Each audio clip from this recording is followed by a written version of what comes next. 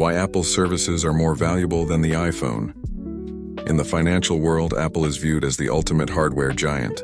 For decades, the iPhone has been the undisputed king, the product that generates billions in sales every single quarter. But if you look behind the ticker at Apple's profit statements, a different, far more lucrative story emerges.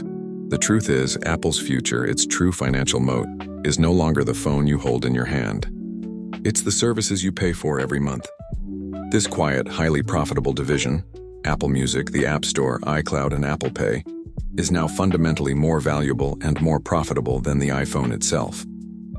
Today, we break down Apple's genius strategy for turning a one-time hardware purchase into a perpetual income stream.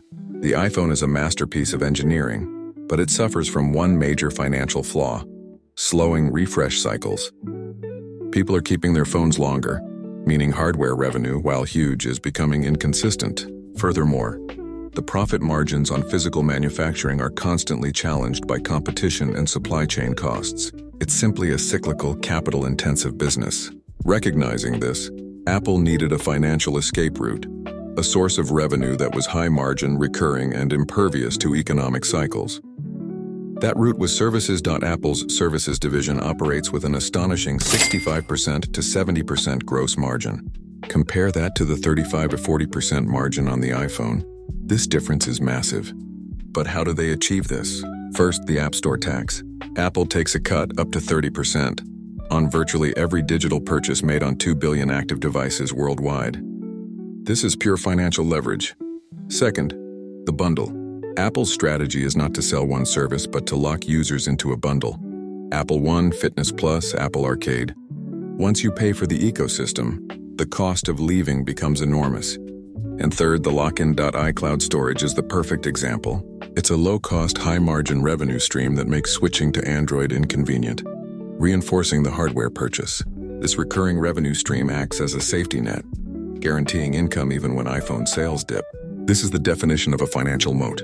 As the services division grows, so too does its risk profile. The biggest threat to Apple is not competition, but regulation. Global regulators, particularly in the European Union and the United States, are targeting the 30% App Store tax. Lawsuits and new legislation, like the Digital Markets Act, threaten to force Apple to open its ecosystem, allowing third-party app stores or alternative payment methods. If forced to concede, billions in high-margin revenue could vanish overnight. Furthermore, the massive capital required to produce original content for Apple TV Plus is a high-stakes gamble in the fiercely competitive streaming wars. For long-term investors, the services division has completely changed how Apple is valued. It transforms Apple from a cyclical hardware company into a recurring, subscription-based service company, a classification that analysts often give a higher stock multiple. The iPhone is the distribution mechanism. The services are the financial reward.